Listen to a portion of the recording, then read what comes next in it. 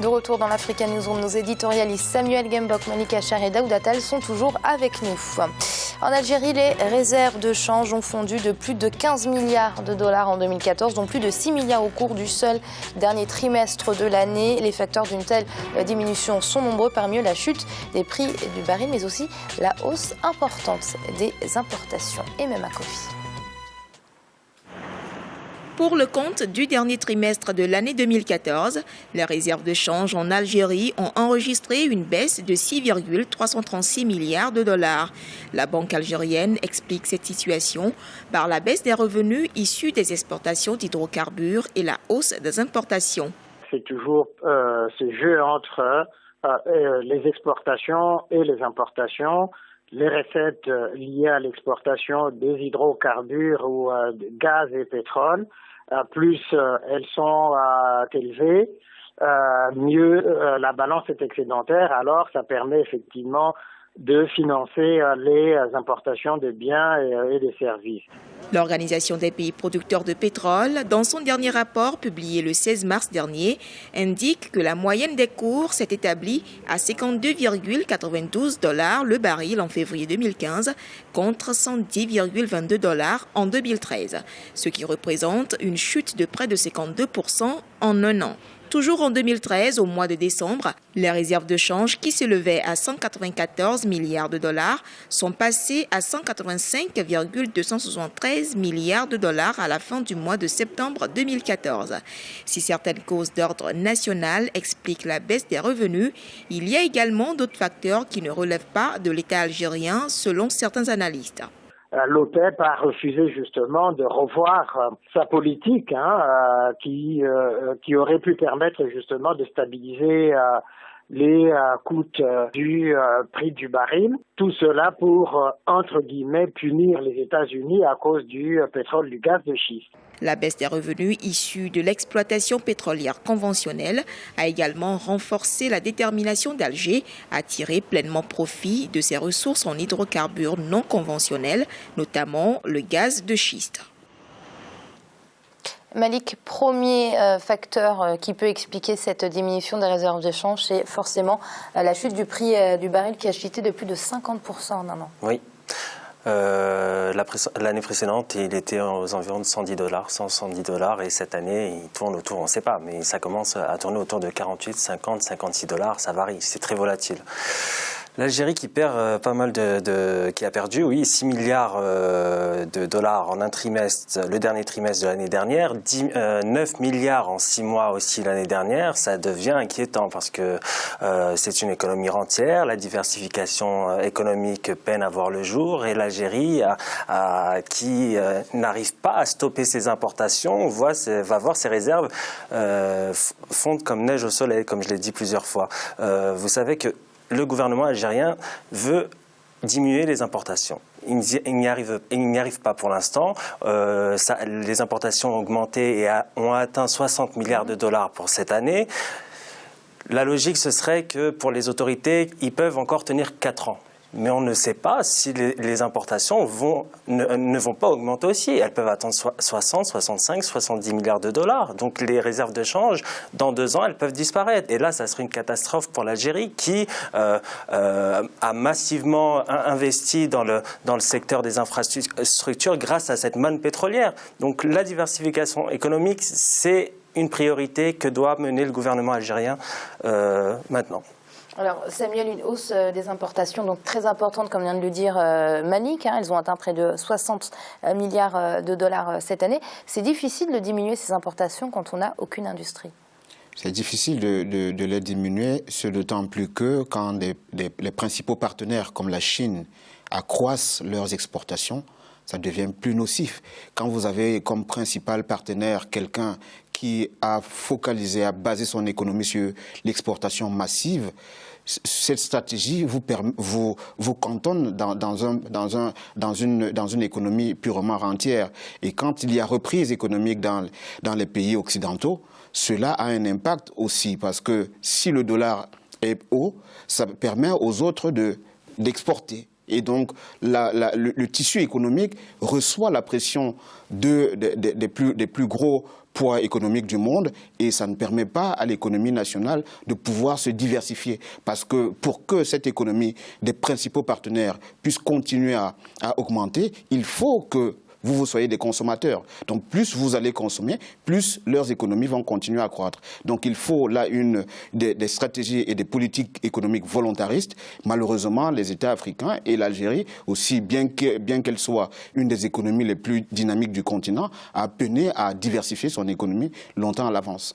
Alors Daouda, des réserves de change, nous venons de le dire, qui ont diminué de plus de 15 milliards de dollars. Ça pourrait paraître effrayant, mais pour un pays comme l'Algérie qui a un taux d'endettement externe historiquement bas, est-ce qu'on peut parler d'une situation dramatique? Non, la situation, elle n'est pas encore dramatique. Maintenant, si ça continue, elle peut le devenir. Bon, je pense que cette diversification, elle est importante quand même. Un endettement plus bas, ça permet d'attirer davantage d'investissements directs étrangers surtout, puisque la capacité, la soutenabilité de la dette est un élément important pour pouvoir réemprunter ou mener des projets, des partenariats publics-privés, etc. Pour investir, ça c'est important effectivement de rappeler cet endettement qui n'est pas si exorbitant que ça.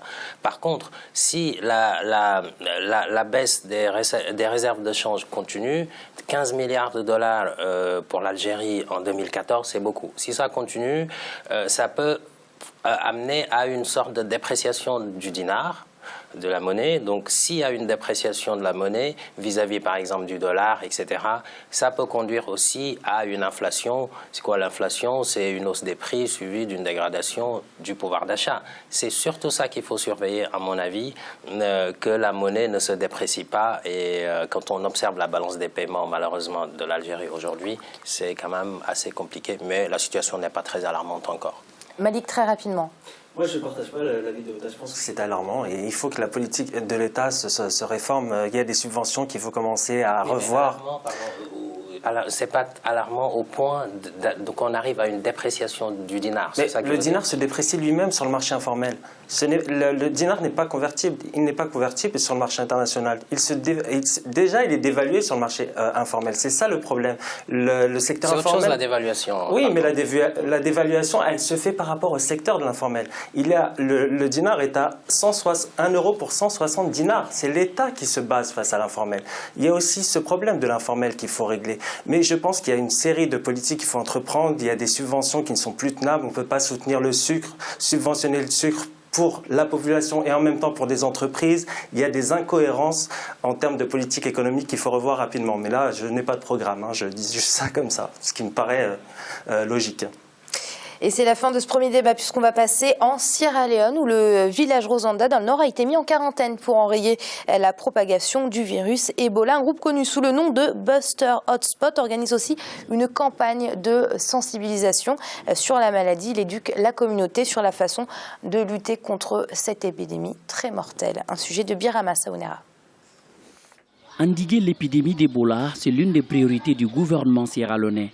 Pour ce faire, il a mis en quarantaine le village de Rosanda dans le nord du pays. En cause, près de 50 personnes ont été récemment infectées avec 30 décès. Cette situation est due, selon les villageois, à la visite d'un jeune en provenance de Freetown ou la capitale pour se soigner traditionnellement dans le village. 3 jours plus tard, il est décédé. Les villageois qui l'assistaient ont lavé son corps. Ils ont tous été infectés.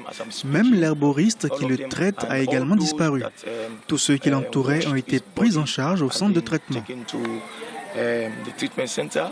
En plus du village de Rosanda, les résidents d'autres zones sensibles seront confinés dans leurs maisons.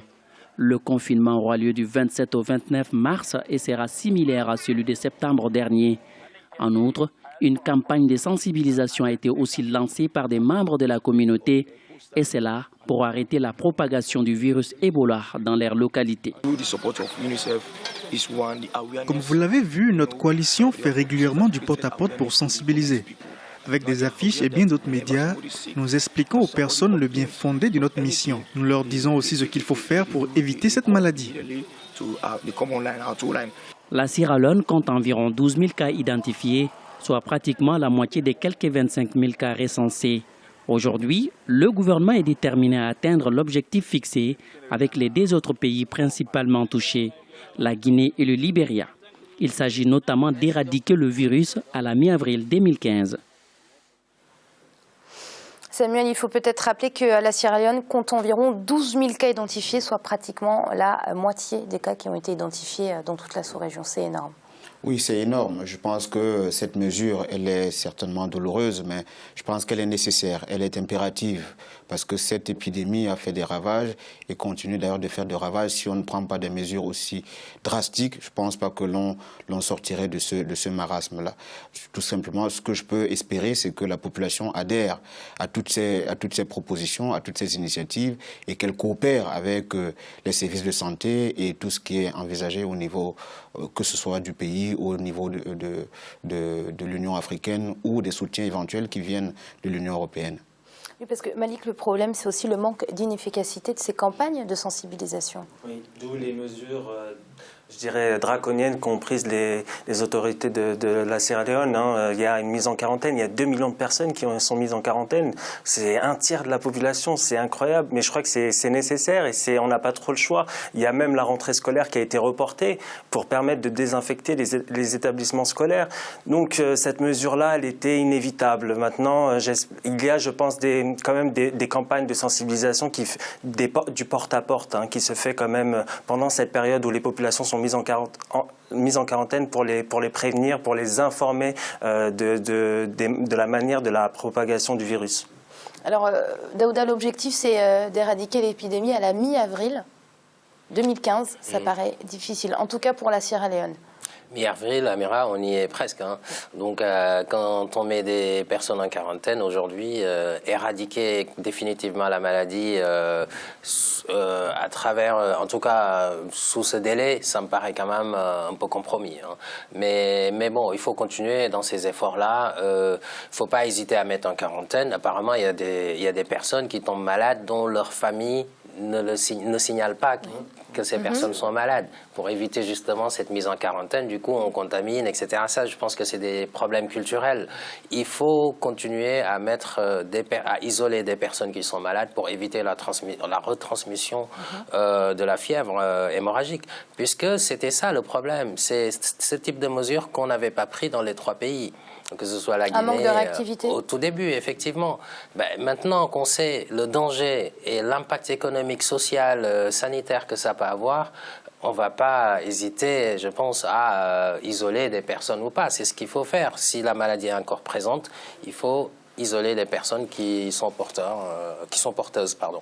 Alors Samuel, ce qu'on a du mal à comprendre également, c'est le retard dans les aides internationales.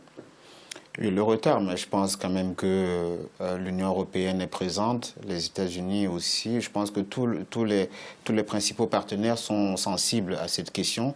Ce qui est dommage, c'est que le contexte économique international n'est pas favorable à des aides massives. Il faut savoir que tous les États, les principaux contributeurs en matière d'aide, que ce soit d'aide au développement ou d'appui au développement des infrastructures de santé, tout ce qui tourne autour du social, sont en difficulté. Et donc on ne peut pas attendre grand-chose de tous ces pays-là. Chacun essaie de faire ce qu'il peut. Maintenant, je pense que si le gouvernement a décidé de prendre des initiatives aussi drastiques, c'est justement parce qu'il n'y a pas des aides qui affluent pour endiguer cette menace-là. Et c'est à la fin de ce débat. Merci Samuel d'avoir été avec nous. Merci Amira, bonsoir. Merci à vous également Malik. Merci Amira, bonsoir à tout le monde. Et merci à vous Daouda. Merci Amira, bonsoir à toutes et à tous. C'est donc la fin de l'Africa Newsroom. On se retrouve demain bien sûr pour un nouveau débat. Et le dossier du jour sera consacré au mécanisme d'appui aux acteurs du secteur informel. À très vite.